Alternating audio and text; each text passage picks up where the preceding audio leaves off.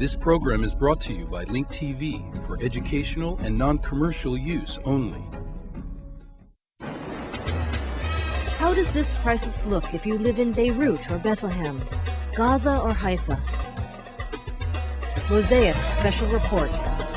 Insight into the Middle East.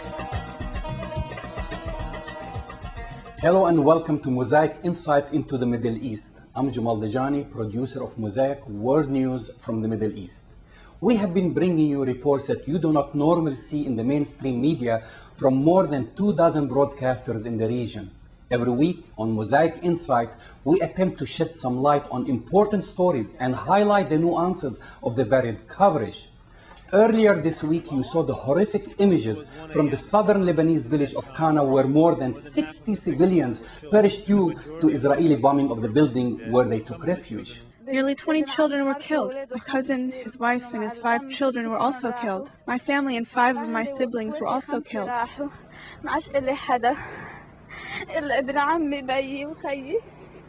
I do not have anyone left except my cousin, my father, and 1 brother. Thanks a lot to Condoleezza Rice for doing this to us. Our homes were destroyed. We don't have a home anymore. Many analysts thought that this horrible event would hasten the call for a ceasefire at the UN Security Council. However, the war in Lebanon has entered its 4th week and the number of casualties is on the rise. In the fog of war, there seems to be conflicting reports concerning the military gains.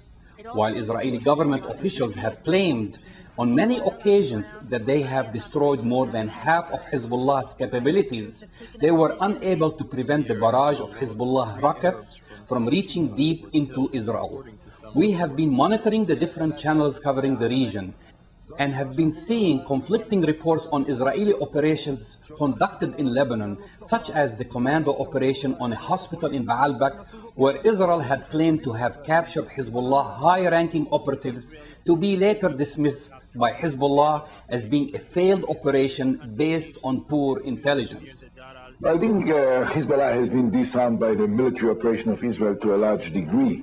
That can't be measured only by the number of missiles that they still shoot. The infrastructure of Hezbollah has been entirely destroyed. I do not want to leave anything for analysis. As long as the enemy says that he is looking into taking matters to the next level, then he should hear me loud and clear today.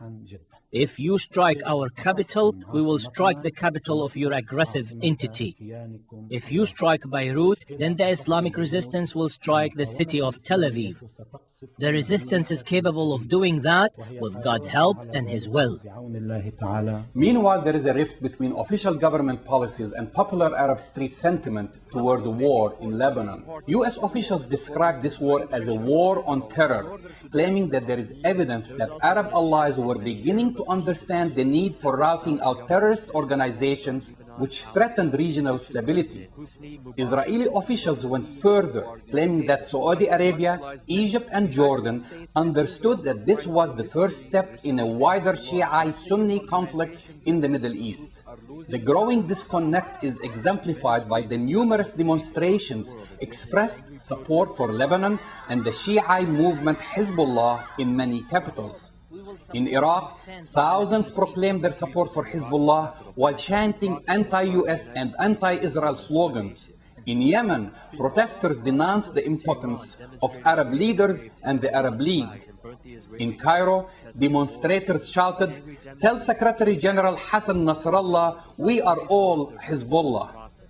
Meanwhile, many analysts in the region fear that Lebanon will become the new Iraq, where both sides lose and the whole area drowns along with them. I'm Jamal Dajani for Mosaic. To learn more about the Middle East, subscribe to our Mosaic Intelligence Report at linktv.org/mir. This program was brought to you by Link TV for educational and non-commercial use only. Link TV is the only U.S. television network devoted to global and national news, with uncompromising documentaries and diverse cultural programs which connect you to the world.